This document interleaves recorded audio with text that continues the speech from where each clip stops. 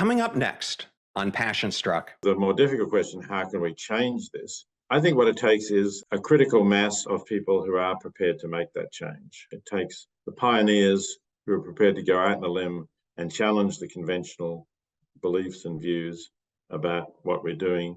And when you get enough of them, then there's safety in numbers. People will find it more easy to join, whereas for the first few people to do that, it's really hard. And one of the positive things about the rise in vegan eatings over the last 10 or 20 years is that I think we're getting closer to that critical mass. We're not quite there yet, but when I started in this thinking about animals, nobody knew what the word vegan meant. Welcome to Passion Struck. Hi, I'm your host, John R. Miles, and on the show, we decipher the secrets, tips, and guidance of the world's most inspiring people and turn their wisdom into practical advice for you and those around you. Our mission is to help you unlock the power of intentionality so that you can become the best version of yourself. If you're new to the show, I offer advice and answer listener questions on Fridays. We have long-form interviews the rest of the week with guests ranging from astronauts to authors, CEOs, creators, innovators, scientists, military leaders, visionaries, and athletes.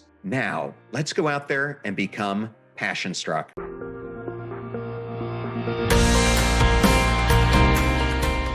I am absolutely honored to have Peter Singer on Passion Struck. Welcome, Peter. Thank you, John. It's my pleasure to be on Passion Struck. I like to start the episodes out by giving the audience a little bit of information about the guests that I have on. And I believe that we all have defining moments in our lives. And I wanted to ask you, what led you to stop eating meat really over 50 years ago when you were around 25 years old, long before the vegan movement was even a thing? Yes, you're right. In fact, even being vegetarian was very unusual in 1970, at least in Western societies and the circles I moved in. And I can identify, I think, the crucial moment, which was a lunch that I had with somebody who was a fellow student. I was a graduate student at the University of Oxford, and a Canadian student called Richard Keshen got into a conversation with me after a class and invited me back to his college for lunch. And at that lunch, the only options you could have for lunch at the college were either spaghetti with a kind of red-brown sauce on top of it or a salad plate. And Richard asked whether the sauce on the spaghetti had meat in it. And when he was told it did, he took the salad plate. So that was a surprise. And as I said, it was very unusual to meet somebody who wasn't eating meat. So I asked him what his problem with meat was. And he didn't give me, as I might have thought, a kind of a religious answer or an answer that suggested that he thought all killing was wrong, he was a pacifist or anything like that. He basically said that he didn't think we were right to treat animals the way they were treated in order to be turned into our plate, our meal.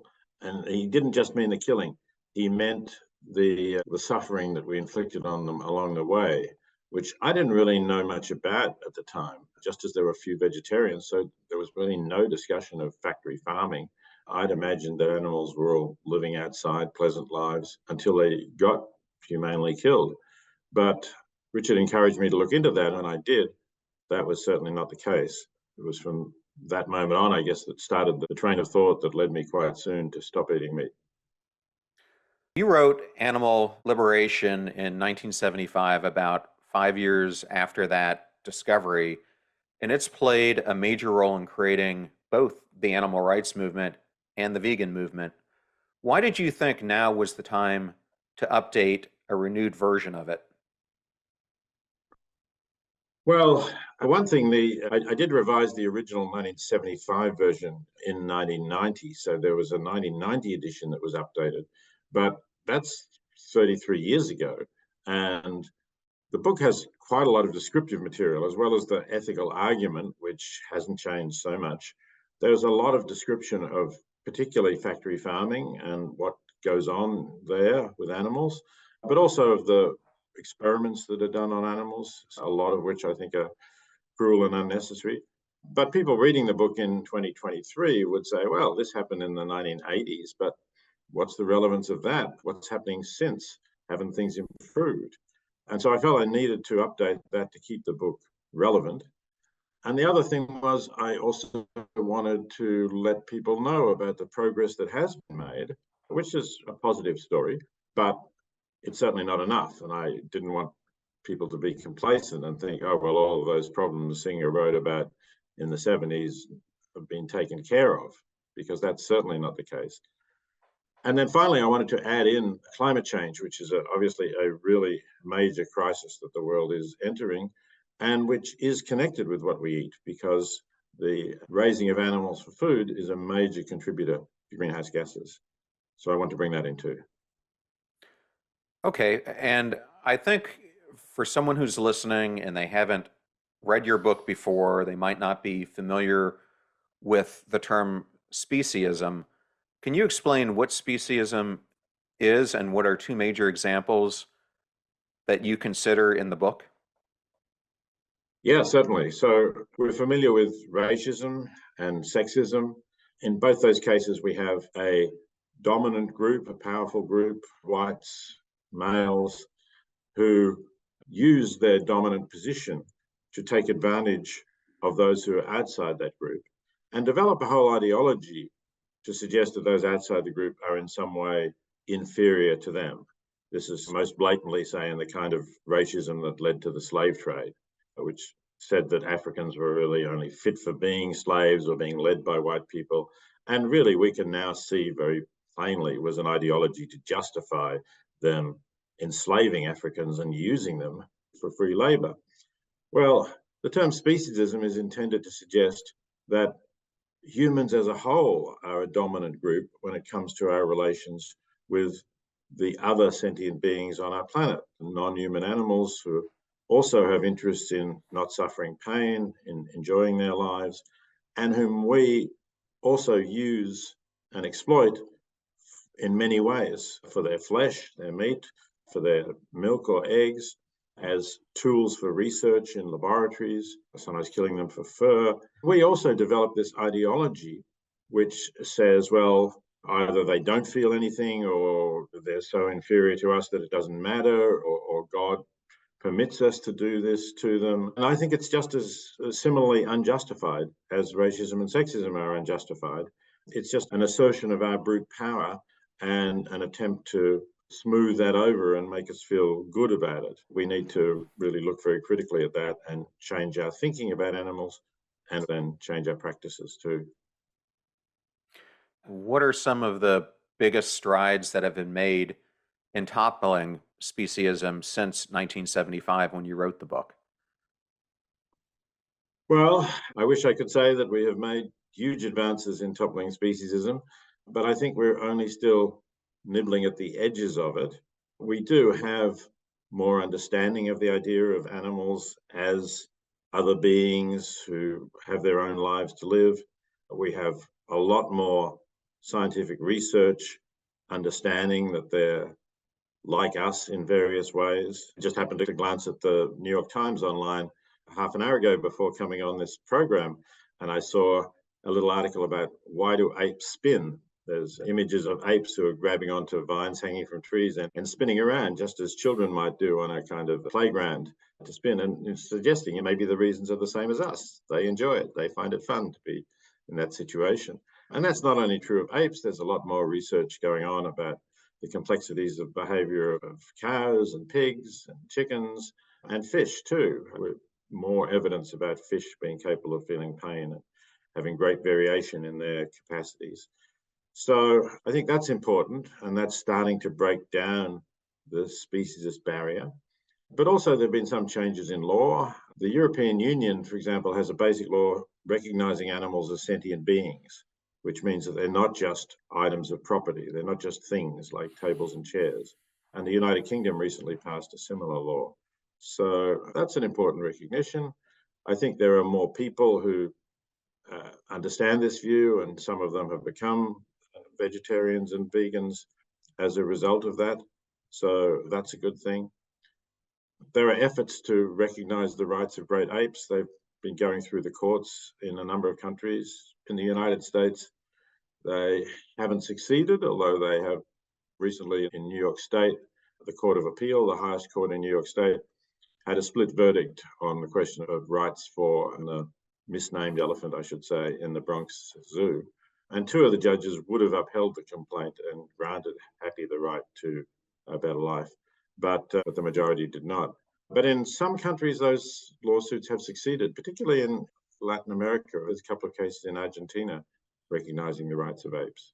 So we're making some progress, but the progress isn't nearly as fast as I'd like it to be. In the foreword of the book, Yuval Noah Harari writes that animals are the main victims of history. And I wanted to ask you, what are the major time periods in history that you consider have had the most major impacts on speciesism? I think especially as the earlier periods are generally quite negative. It's very hard to find in ancient periods or in the medieval period, really, the idea of animals having rights or anything of that sort. There's a couple of ancient writers. Plutarch protested against some of the practices of Romans, and Porphyry, a Pythagorean, also argued against eating meat, but there's very little. And through the medieval period, you get this interpretation of Christian ethics, which is very negative for animals. So, for example, Augustine explains the fact that Jesus made the devils go into a herd of swine and who then drowned themselves in the sea as Jesus demonstrating to us that we have no duties to animals. That was why he did that. And Aquinas, who was extremely influential for many centuries in the Catholic Church, took that idea up and said, we have no duties to animals. So those are two periods that I think of very negatively, at least in Western thought. Then if you come to the 18th century, you start to get a bit of a change. You start to get some writers thinking that the way we treat animals is wrong. They're not anti-speciesist. For example, David Hume, the 18th century Scottish philosopher, says we owe animals gentle usage. So he's not challenging the idea that we can use them, but he is suggesting that this usage should be gently done. And you get a few voices standing up for animals, particularly horses, for instance. Obviously, gentlemen in England had a close relationship with horses. But it's really not until the 20th century that you start to get serious arguments for animal rights. And I think in the last quarter of the 20th century, when you got the growth of big animal organizations like People for the Ethical Treatment of Animals standing up for radical views about animals, that's when things started to change. And you got similar organizations in the United Kingdom and in Europe, in Australia. I've had some involvement with those organizations. So I think that's really the crucial period. But I felt that it still needed more boosting. We haven't got far enough. And that was also part of the motivation for renewing animal liberation, turning into animal liberation now, to say this is the moment when we have more understanding of the issues. We have a lot more vegans and vegetarians, but we still need to move forward because factory farming is still occurring on a vast scale.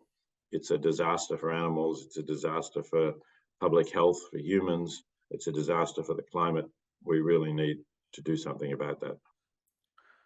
Yes, I found it interesting in the book how it laid out when Australia was colonized, where you're sitting today. It ended up causing demise to, I think it said 95% of what would be considered significant animals. And in the United States, 15,000 years ago, it led to about the demise of 85% of the significant animal species that we had in the continent that I'm sitting in. I think I have those numbers pretty accurate.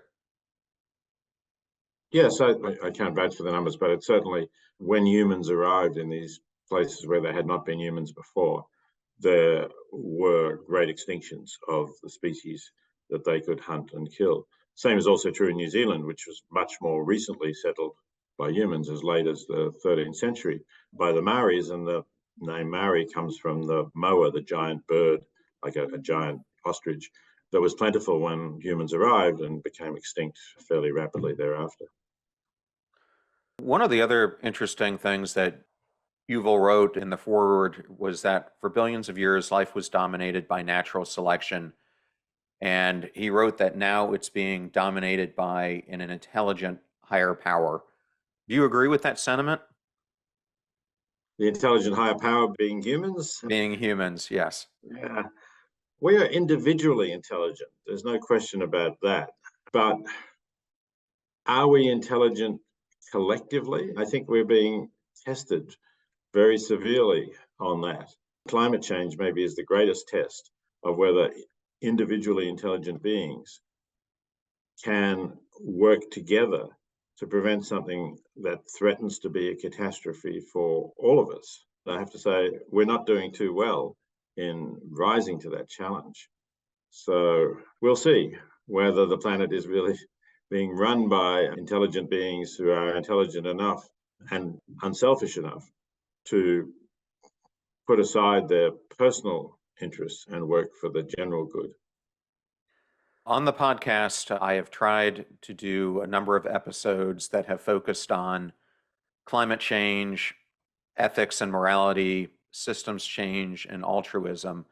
And one of the episodes that I did on climate change was with Seth Godin, and we discussed his book, The Carbon Almanac. And he raises the issue in the almanac that cows are one of the four horsemen of greenhouse gas emissions. How, if someone who's listening to this might not understand, does the cattle industry contribute to the catastrophic changes on a scale that's comparable to the entire transport sector put together? The reason that cattle make this contribution is that as part of their digestive process, they emit methane. And methane is an extremely powerful greenhouse gas. In fact, I think a lot of people, even those who are knowledgeable about climate change generally, underestimate the significance of methane, particularly if we're thinking about the fact that we need to do something drastic within the next 20 years. And the reason why I mentioned the time frame is that methane breaks down more quickly in the atmosphere than carbon dioxide. So if you say emit a ton of methane now, and you ask, how much will this warm the planet over the next century compared with emitting a ton of carbon dioxide? The answer that the scientists will give you is maybe something like 28 times as much, right? That's pretty bad, but people will still say, yeah, but cows don't emit as much methane as all of the transport industry emits carbon dioxide, so it's not that bad. But we don't have a century to get things under control. We have the most recent report of the Intergovernmental Panel on Climate Change said there's a rapidly closing window of opportunity to prevent disastrous climate change, to prevent things really getting completely out of control. In fact, they said we have to do something within the decade. But let's say, well, that's slightly alarmist. Let's say we've got 20 years to do something. So if you take the relative importance of a ton of methane over 20 years compared with a ton of carbon dioxide, it's 84 times as powerful as carbon dioxide. So essentially that triples the importance of reducing methane over the next 20 years. And we can do that by reducing the number of cows on the planet. And that's really, in a sense, the easiest way to do it. It's easier than trying to get all of our fossil fuel renewable or trying to get everybody to buy and drive electric cars. So that's why I think it's really important for people to realize this and to say, okay, my contribution to the planet is going to be, I'm not going to buy products that come from cows, whether it's beef or dairy products. Both of them are really harmful for the planet. So, what you're talking about are the daily choices that we can make to do something different. And as you and I talked about before the show started, this podcast is all about how do you live intentionally through the power of our daily choices. And something that you bring up is a concept of expected utility theory, which, if the listener's not familiar with it, it's an economic theory on rational choice that provides a way of ranking the acts according to how choice-worthy they are. The higher the expected utility, the better it is to choose the act. How does this theory relate to our individual choices when it comes to the right of animals? Well, the first important thing to say when you're asking how expected utility theory applies to animals is that animals have utility of their own. And I don't mean the use we get from them. I mean the pleasures that animals have in their life and the sufferings that they go through in their life can't, in terms of any reasonable assessment of the utility of our actions, just as the pleasures and pains of yourself or your neighbor or a stranger living somewhere else. We can't justify just saying, well, I don't know that person, so that person's utility doesn't count. And that applies, as we were saying earlier, to beings of different races, different sexes, and different species. So the first thing that you need to do is to try to say, am I causing a lot of suffering to non-human animals by choosing, for example, to buy, let's say, factory farm chicken, to take a different product from the cows we've been talking about? And I think the answer to that is very clearly yes. I can go into lots of details, but we have bred chickens to grow extremely fast. That has caused lots of problems, most obviously in the fact that they put on weight so fast that their immature leg bones don't support their weight easily. Professor John Webster, who's an eminent veterinarian at the University of Bristol, says that it's like somebody with arthritis being forced to stand up all day. So that's just one of the many forms of suffering we inflict on chickens, and on a vast scale. The United States produces about 9 billion chickens a year. So if you compare that with, so how much utility do I get by eating chicken rather than by eating a plant-based meal? The difference there, maybe I think I get somewhat more utility, but it's going to be pretty small compared to the many weeks of suffering that the chicken has been through for you to be able to eat that factory farm chicken. So that's, I think, how those calculations come out. And if we're going to consider the interest of animals, if we're going to say, I don't support cruelty to animals, then we have to include not only the dogs and cats who we live with and love, but also the animals we're responsible for exploiting through buying those products in the supermarket. Well, a lot of this book is really about the topic of ethics, and that is something that I've tried to highlight on the podcast by bringing on people you would know, such as Max Bazerman, Jay Van Bavel, Don Moore, Dolly Chugg, to discuss ethics. But I wanted to ask you this: what is psychology's ethical dilemma when it comes to our relationship with animals? Well, the dilemma that we have when it comes to our relationship with animals is that we'd like to think of ourselves as being kind to animals. We don't like to think of ourselves as being cruel or indifferent to their suffering. And that's an attitude that particularly we feel about dogs and cats and maybe horses. But when we pause and reflect, we recognize that if the suffering of a dog is a bad thing, then the suffering of a pig is a bad thing as well, and of other animals too.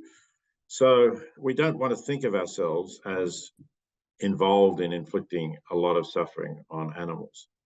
But we do want to continue to eat them because it's a habit that we've been brought up with. That's the way most of our friends and family eat. We don't want to challenge that. And maybe we think that it wouldn't be as good to eat plant-based foods, either for taste or health or whatever. I don't think those things are true, but we may think that. So the result of that is that we have this cognitive dissonance, as psychologists call it, that is a misfit between ideas of ourselves and the kind of person we are, not somebody who's cruel to animals, and what we're eating.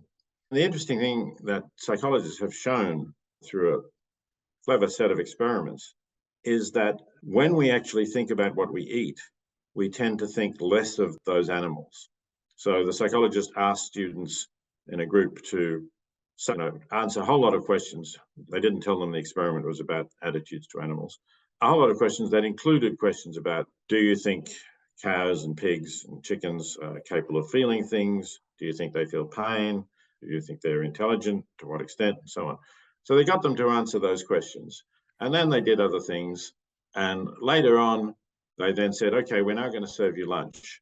And randomly, some of the students were told that for lunch they would be getting a plant-based meal, and some of the students were told that for lunch they would be getting a hamburger. Before they ate lunch, they said, look, we'd like you just to go back over some of these questions that you answered before.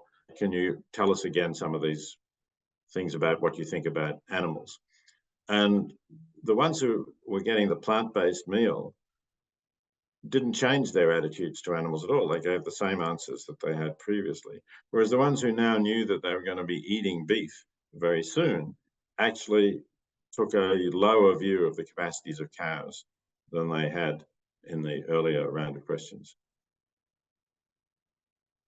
That's interesting how consciously and subconsciously they answered the questions differently when they were placed into different situations for how they were thinking about the answer to that question. Yeah, and I think it's clear evidence of this cognitive dissonance that we don't like to think of ourselves as eating sensitive, intelligent animals. And so if we know we're going to eat them, we're going to put them down in some way that enables us sort of, not completely, but get closer to thinking, oh, well, they don't really matter. They don't feel too much.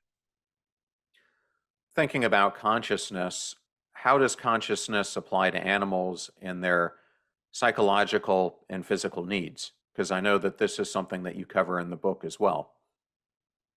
That's right. So I think everybody would accept that animals, certainly vertebrate animals, but also I think some invertebrates are capable of feeling pain, that they behave in ways that indicate that they can feel pain. And we don't really deny that. But a lot of people want to say basically there's nothing else going on. And there's plenty of research now showing that there's a lot more going on.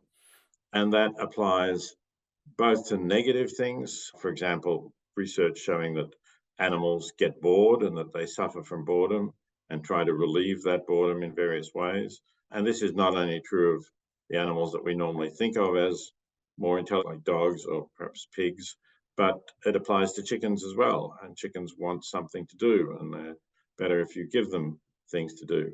Whereas in a factory farm, for instance, you have pigs who have nothing to do all day. Say the breeding sows, the mothers of the pigs, are often kept completely isolated in narrow stalls. They can't walk around. They're lying on bare concrete or on metal slatted floors so that you can more easily hose off the manure. They get fed once a day. They eat what's given to them for half an hour or something, and then they have nothing else to do for the remaining 23 and a half hours. Whereas if you allow them more space and you allow them to forage for their food, they're very active animals. They're constantly active. And that's a more natural and healthier lifestyle for them, just as it is for us, right? It's not a healthy lifestyle to just sit somewhere all day and be given your food and eat it, and that's it. So I think we now realize that animals have this wide range of behavioral needs. They also have social needs, social animals, and pigs and cows and chickens are all social animals. So they need to be with a group of the right size. They don't want to be isolated like the sows I just mentioned, or some young veal calves who may be kept isolated. On the other hand, they also don't want to be in a shed with 20,000 other birds, as chickens raised for meat standardly are, because they can't possibly get to know that many birds. And so, whereas hens in a flock of, say, 20, 30, 40 hens will know each other as an individual, and they will know which are the more dominant ones that they have to get out of the way of, or they'll get pecked, and which are the ones they don't have to worry about being aggressive towards them. But you put them in a shed with 20,000 birds, they have no way of establishing that pecking order, as we call it. So they're much more stressed through being with this huge crowd of strangers. So, a follow up question to this would be if someone is on the other side of the fence and they're doubting your argument, a question they might ask is why should we assign rights to animals when we already recognize duties of care, preservation of their species towards them? If animals have a right to life, for example, must we protect them against natural predators, including humans? So I think we should recognize that they have interests that we cannot justifiably ignore. And you can use the language of rights to regard that as granting them rights. That's, I think, perfectly acceptable popular discourse. I'm not going to argue whether they have fundamental and self-evident rights in the way that the Declaration of Independence said that humans have. I think that's a more abstract philosophical concept. But the important point is that their interests matter, and they matter in themselves, not just at the extent that they're useful to us. Now, what does that mean about wild animals and the situation of nature in which there are predators and there are prey? And philosophers have started to look into that, and that's actually another of the differences between the original animal liberation, which didn't really discuss this, and animal liberation now, where I talk about the work of some of these philosophers who've asked, should we try to reduce the suffering of wild animals? But generally, I think that while the suffering of wild animals matters, the ways in which we should do this, first and foremost, are the ways that we are inflicting suffering on wild animals. And it's not just enough to protect them from extinction, from their species. The suffering of individual animals is a bad thing.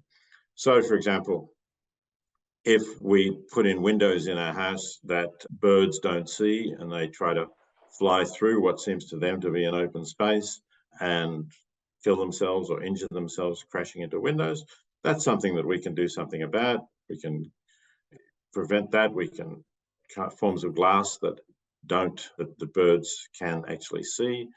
And if it comes to wild animals, then the fishing industry is a major human destroyer of wild animals, because the fish who are trawled up from the ocean are wild animals, and we are reducing the stock of fish in the ocean.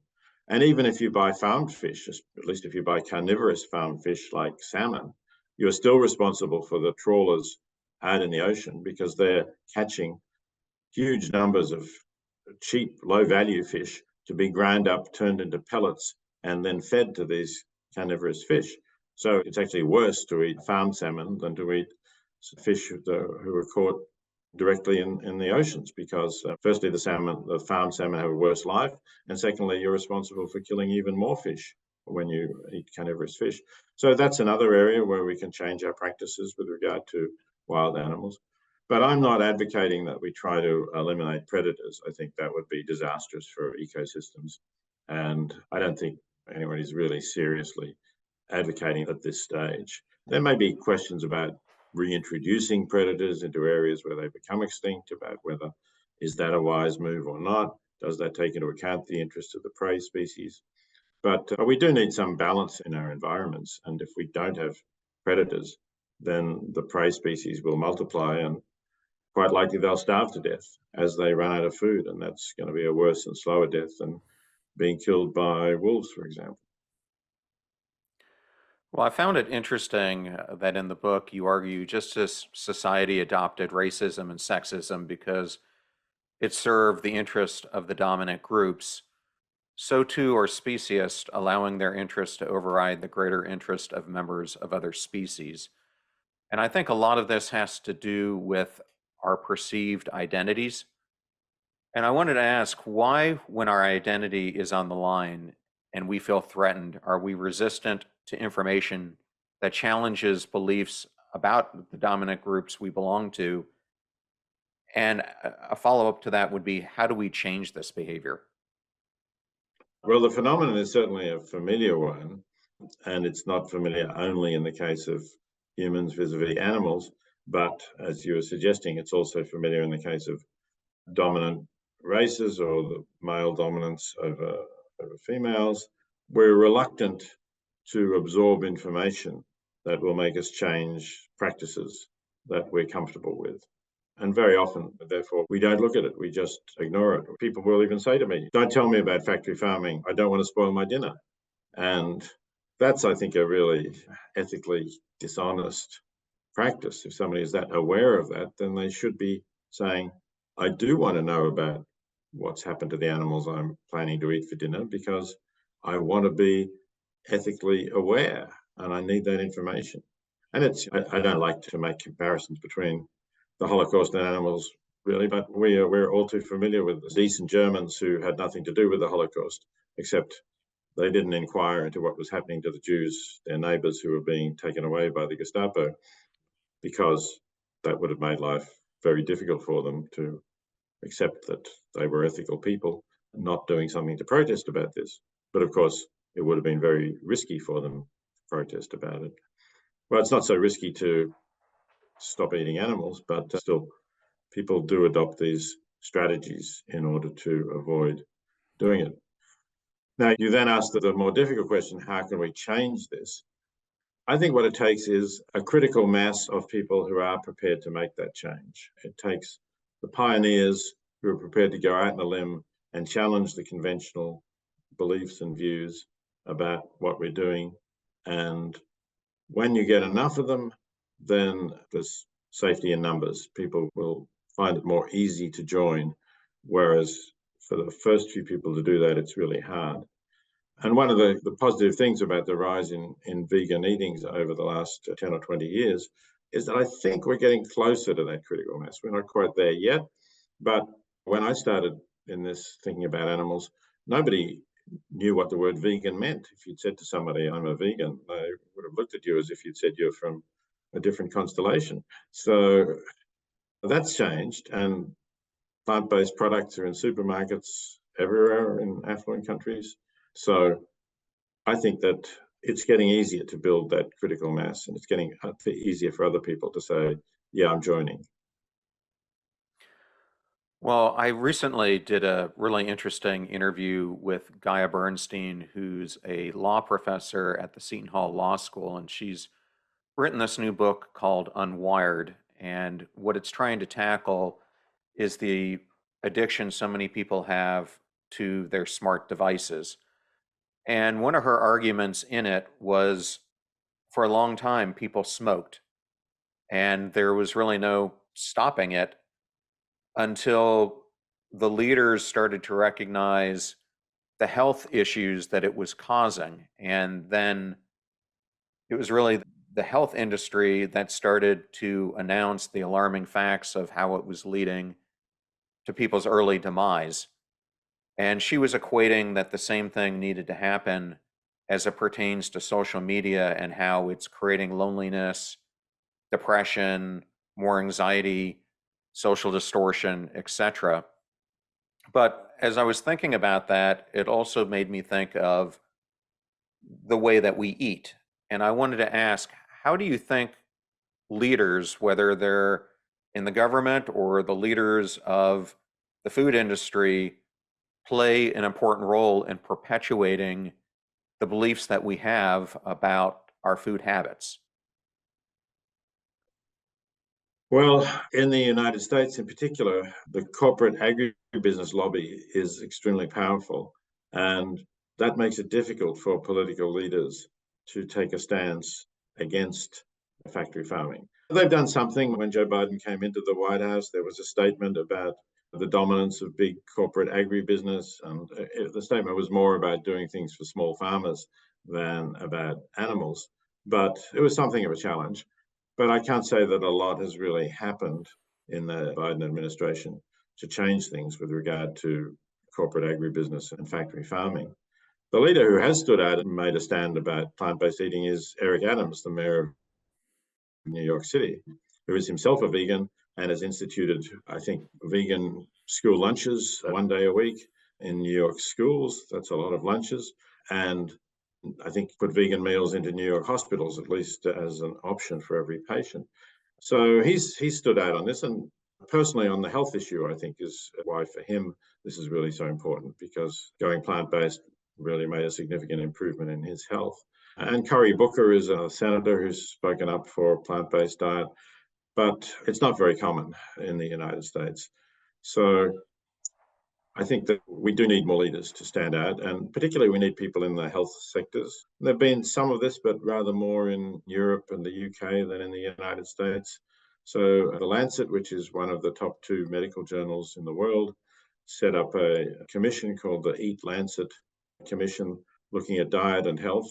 And it came out with a very strong report in favor of plant-based eating, both for the health of the consumers individually and for the health of the planet as a whole because of the climate issue. Yeah, and the next thing I wanted to talk about was systems change. And it's a topic that's come up in three of the interviews I've done. Came up in the interview I did with Seth Godin on climate change. It also came up in an interview I did with Jeff Walker. I'm not sure you're familiar with him, but he was the former vice chairman of JP Morgan Chase and is very big in the altruism community. And then it also came up in my interview with Gene Olwang, who leads Sir Richard Branson's Virgin Unite arm, where he's trying to focus on some of these mega issues. And they all told me that the need for systemic change is the most pressing issue, in their opinions, facing society. And I wanted to ask you, how do you believe that we can start transforming the lives of animals and people with systemic change? Well, ultimately, I think that's in the hands of consumers. I think that we have a capitalist system, a free market system. I don't think we're going to get rid of that within the foreseeable future, certainly not in time to prevent catastrophic climate change. One of the things that you can say for a capitalist economy is that it produces what people want to buy. And if people change their buying preferences, capitalism will adapt very quickly. Those businesses that are trying to sell people things they don't want will go out of business, and those that are selling things that people do want will prosper. And we've seen that many times, of course, that technological change happens. Look at what happened to Kodak. They kept trying to produce cameras that used film when people no longer wanted film cameras. And the dominant player in the camera industry and the film industry just went out of business. So it can happen. We can put Tyson's and all of these huge corporate agribusiness out of business, or perhaps if they're smart, they'll invest in plant-based foods and they'll stay in business, but they won't be producing vast quantities of animals anymore. We have to make those changes. We have to be part of the change and say, I'm going to stop buying products from factory farming, and then it simply won't exist. That's one part of the answer of how we get systemic change. Of course, if we have governments that are prepared to see what's happening and facilitate those changes, that would be better still. We really need to have corporate sanctions on producing products that harm others. So carbon tax or something of that sort should extend not only to fossil fuels, but to methane producing cattle in particular. Any fair-minded economist who defends the free market will acknowledge that there's a flaw in a system that imposes costs on those who are not parties to the market transaction. In other words, there's the producer who produces something and wants to sell it, and there's the consumer who wants to buy it. But if the production process harms people who are completely unrelated to that market deal, as methane will harm people all over the world, then that should be priced into the price of the product. But it isn't. Beef, for example, is too cheap because there is no accounting for the cost beef production imposes on people whose climates are going to change, whose land is going to get inundated by rising sea levels, whose land will become less farmable because rainfall patterns will change. All of those costs need to be priced in to the cost of the product. Yeah, the other thing I couldn't believe that Seth told me was that cows also inhabit 70% of the land in the United States, which was just mind blowing when I heard that and how much land it takes for them to graze. So there is a huge amount of grazing land, a lot of which is public land managed by the Bureau of Land Management that is let out to cattle for grazing. And that could be changed if we had an administration that was determined enough to do something about it. And then, of course, there's all that cropland which has to be used to grow the crops, as we were saying, to feed those animals. So it's not only land in the United States that goes into the beef that is consumed in the United States, it's also land in Brazil, for example. It's Amazon rainforest that's been cleared for cattle grazing or for production of soy to feed to animals. So yeah, there's a huge amount of land use, but again, it's in the hands of consumers to change that if they are educated about the importance of doing it and if they are offered alternatives that attractive to them. And that's perhaps one other possibility of bringing about systemic change that we should mention, and that is developing economically competitive, tasty, plant-based products that people can easily transition to, that are not so significantly different to what they're used to eating as the plant-based products that I've been eating for the last 50 years. I think that can help. And so I support companies that are producing plant-based alternatives or even cultured meat products, meat grown at the cellular level without using an animal, which would both avoid the cruelty to animals and be far more efficient in terms of food production and far lower greenhouse gas emissions than producing meat from an animal. Well, I wanted to end with two questions. One is, what is one small step a listener could take today to further the goal of ending speciesism? Well, a small step you can take today is change what you're eating today, or change what you're buying at the supermarket today. You can start that right now. There's plenty of other options, and there's plenty of information online about what to cook, how to cook it for a plant-based or vegan diet. Just try it. I'm not saying become permanently vegan from this moment, although if you can do that, fantastic. But try it. Make it every second dinner that you have. Make that vegan. That would be a substantial contribution to improving the situation of the planet and that of animals. And Peter, my last question is, you wrote the original version of the book 48 approximately years ago. What is the thing probably back then and now that a listener or a reader you would want them to take away from the book? I think what I would want readers or listeners to take away from the book is the importance of stopping to think about what we're doing when we use animals, when we purchase animal products, when we essentially support with our spending money the exploitation of animals. I'd like them to really reflect on whether that's something that they feel able to defend ethically, or whether they agree, when they think about it, that what we are doing to animals is, in the same way that what, say, the slave traders did to Africans, something that is indefensible, that we do only for our own convenience and because we are not taking seriously the interests of other sentient beings. You are obviously very searchable. You've written 50 books and you just type your name in and it's everywhere. But if someone was interested or passionate about doing something about this cause, where would be a place that they could go to learn more about how they could get more involved? Well, there are many good organizations, I think, that they can go to and look at the websites, depending where they are. I would recommend they could start with Animal Charity Evaluators. Animal Charity Evaluators, or ACE, is a website that tries to find the most effective animal charities, the ones that you could donate to where your dollar will do the most good.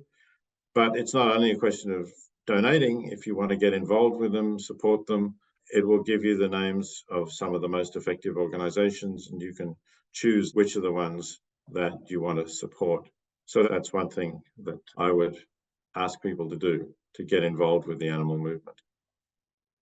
Okay. Well, Peter, thank you so much for joining me today from Australia. It was certainly an honor to have you on this podcast. I really appreciate you joining us today. Thanks very much, John. It's been a pleasure speaking with you. What a powerful interview that was with Peter Singer, and I wanted to thank Peter, Ashton Ballard, and also Harper Collins for the privilege and honor of having Peter on the podcast today. You're about to hear a preview of the Passion Struck podcast interview I did with Ronnie Piernick, and we discuss her brand new book, which also launches this week, 7 Letters to My Daughters. That fire for me is the awareness, and the awareness is the connection between who I am, me as me, the fire within me, in connection to my surroundings, which is my community, my company, my family, my environment. And then in a bigger context, the world, what's going on, not just today, but what potential capacity does the world have even tomorrow? And therefore, what does that fire in me today look like for every decision that I make? The fee for this show is that you share it with family or friends when you find something useful or interesting. If you found today's interview about animal liberation interesting and helpful, and that word needs to be spread, then please share it with those that you care about. The greatest compliment that you can give us is to share this show with those whom you love. In the meantime, do your best to apply what you hear on the show so that you can live what you listen. And until next time, live life passion struck.